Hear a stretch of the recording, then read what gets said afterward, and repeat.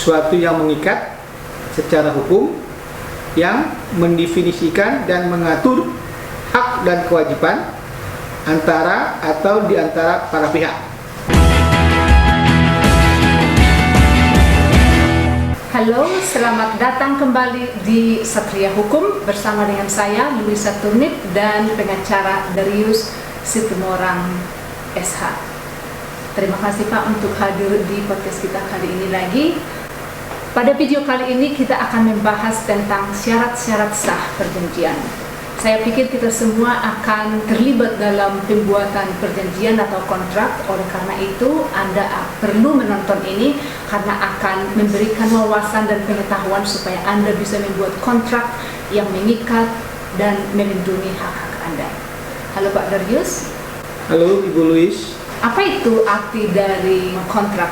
Baik, selamat siang. Sebelumnya saya ucapkan kepada para hadirin ya, yang mana pada hari ini saya kembali memberikan edukasi mengenai syarat ya sahnya suatu perjanjian ya, dimana yang dinamakan atau definisi dari perjanjian adalah suatu yang mengikat secara hukum, yang mendefinisikan dan mengatur hak dan kewajiban antara atau di antara para pihak. Ya, jadi kalau misalkan ya suatu perjanjian ya tidak ada kata mengikat atau ada kata sepakat ya di antara para pihak, berarti perjanjian itu dinyatakan tidak sah ya. Karena kenapa? Ya, perjanjian tersebut ya dikatakan sah apabila ada kesepakatan antara kedua belah pihak lainnya. Itu namanya perjanjian. Ya, di mana dalam perjanjian tersebut juga nantinya akan mengatur suatu hak dan kewajiban antara para pihak yang mengikatkan perjanjian. Itu yang bisa saya sampaikan pada definisi atau yang dimaksud dengan perjanjian atau kontrak. Terima kasih. So, nggak apa-apa, nanti saya cut misalnya. Terima kasih Pak untuk menjabarkan definisi dari perjanjian tadi. Saya harap para audiens atau penontonnya kita sekarang sudah paham tentang apa itu perjanjian atau kontrak. Artinya harus ada kesepakatan dan ada 2 atau 3 orang yang mengadakan kesepakatan. Nah, sekarang saya mau bertanya, kita mau mendalami lagi terkait mengenai perjanjian atau kontrak ini.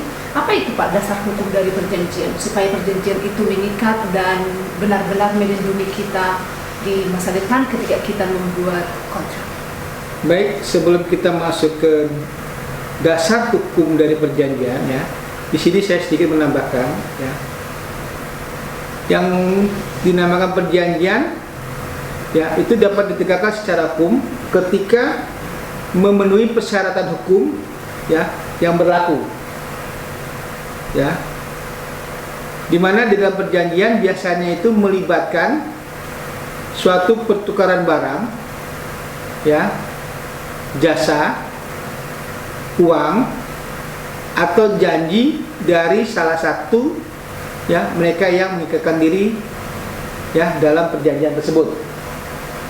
Nah, jika ya di dalam perjanjian tersebut ya ternyata persyaratan hukum yang dibuat antara salah satu pihak tersebut ya tidak sesuai ya, atau tidak ada kata sepakat yang tadi saya sampaikan ya, baik itu melibatkan pertukaran barang, jasa, uang atau janji ya dari salah satu pihak lainnya, maka itu dapat dikatakan perjanjian tersebut ya tidak sah karena tidak melibatkan ya para pihak yang mengikatkan diri dari dalam perjanjian tersebut ya. Kembali lagi ke dasar hukum dari perjanjian ya, itu antara lain yaitu adanya suatu perjanjian yang disebut dengan fakta san servanda ya, yang berasal dari bahasa Latinnya, atau yang biasa kita sebut adalah azas kepastian, ya, hukum di dalam kontrak, ya. Artinya azas tersebut menyatakan bahwa dalam setiap perjanjian hukum yang mengikatkan bagi para pihak yang melakukan perjanjian, ya, semua persetujuan yang dibuat sesuai dengan undang-undang berlaku sebagai undang-undang bagi mereka yang membuatnya, ya. Jadi kalau misalkan para pihak dalam membuatkan suatu perjanjian, ya, pada saat mereka bersepakat dan mengikat diri dari perjanjian tersebut, maka yang berlaku adalah, ya, undang-undang yang pada saat itu, ya, yang berlaku bagi mereka yang buatnya. Maksudnya daripada perjanjian itu menjadi peraturan atau undang-undang bagi mereka yang mengikatkan diri dari perjanjian tersebut. Jadi udah ada pengikatan dari perjanjian tersebut, ya, adanya undang-undang tersebut. Nah, di mana di dalam perjanjian tersebut, ya, di dalam pasal 1313, ya, Kitab Undang-Undang Hukum, ya, Perdata, ya. Yang dimaksud dengan perjanjian adalah suatu perbuatan, ya, dengan mana satu orang atau lebih mengikatkan dirinya, ya, terhadap satu orang atau lebih lainnya. Nah, kalau misalkan perjanjian tersebut melibatkan beberapa orang, ya, jika dalam perjanjian tersebut ternyata, ya, salah satu dari orang tersebut yang mengikatkan diri dari perjanjian tersebut, ya, maka orang tersebut, ya, dapat dikatakan sebagai orang yang melanggar daripada perjanjian tersebut. Kalau ada salah satu dari mereka yang melanggar, ya. Ya, karena awalnya kita sudah membuatkan kesepakatan. Baik.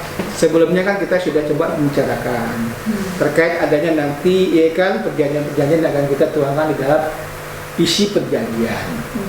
Pada saat, ya, para pihak tersebut, ya kan, mengikatkan diri dari dalam suatu perjanjian tersebut, tiba-tiba ada, ya, dari salah satu pihak itu yang telah mengikatkan diri dari perjanjian tersebut dan telah mengikatkan diri, ya, dalam perjanjian tersebut, ternyata tiba-tiba dia keluar, melanggar begitu, ya, keluar dari perjanjian tersebut.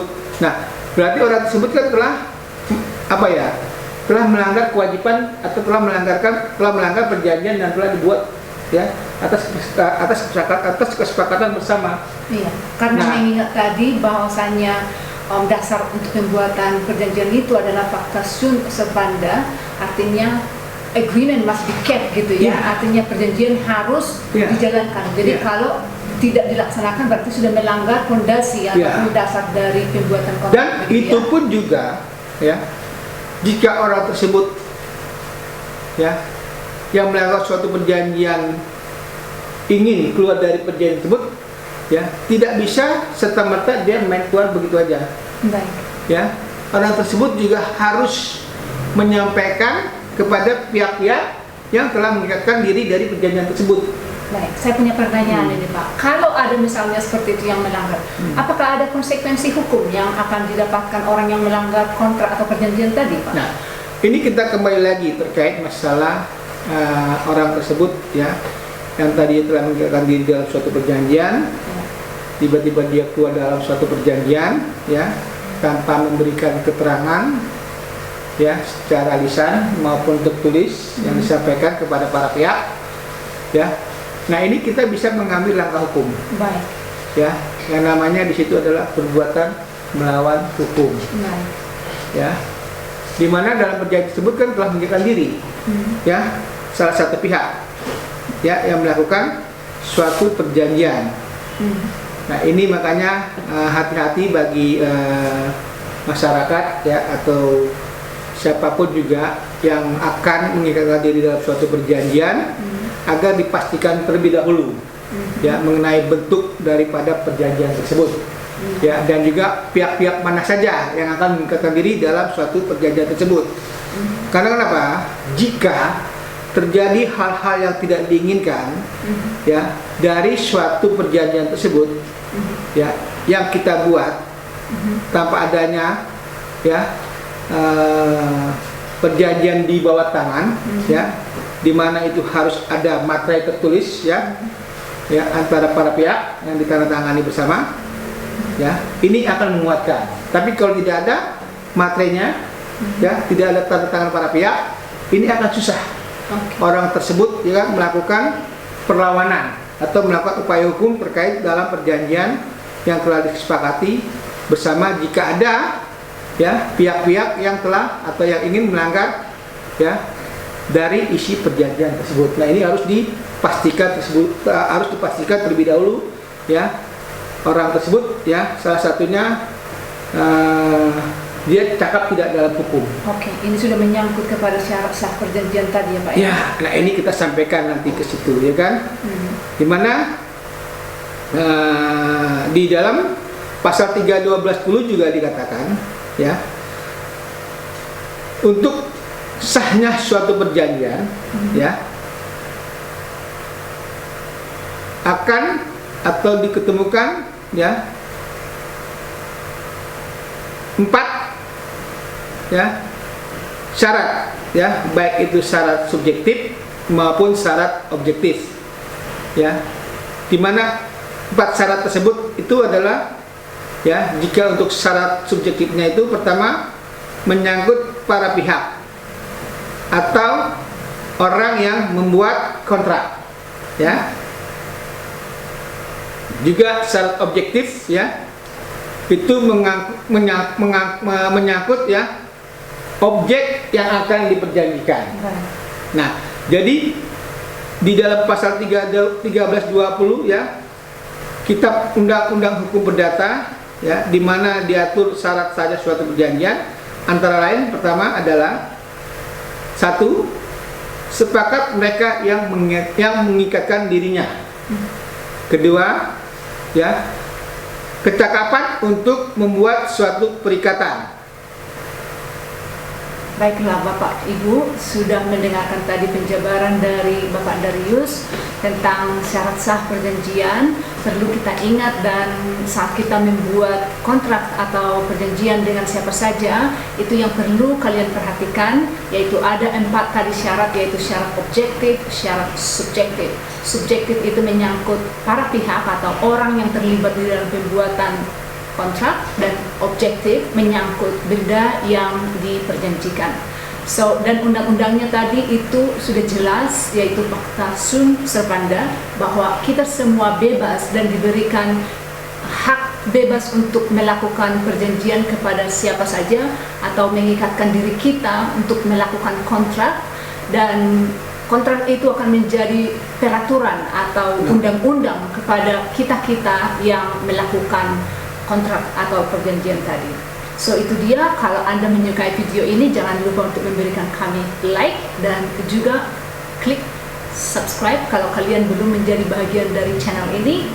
Dan bila kalian mempunyai request, permintaan untuk kita bahas di video selanjutnya, kami sangat welcome. Anda bisa membuat di deskripsi box, dan sampai jumpa di video berikutnya.